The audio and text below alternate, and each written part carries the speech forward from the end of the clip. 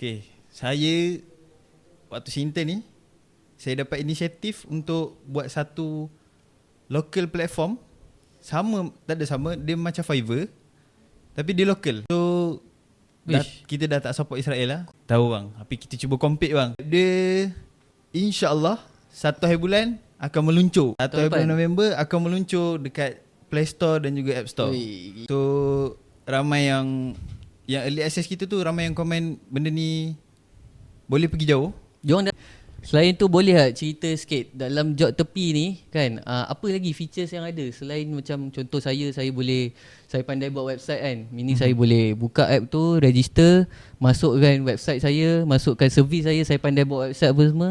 Dan saya kena run ads ke apa-apa tak untuk dapatkan klien ke sistem tu carikan klien? Sistem tu cari yang kita klien. Kita just upload kita punya hasil kerja, contoh hasil kerja kita. Macam marketplace lah.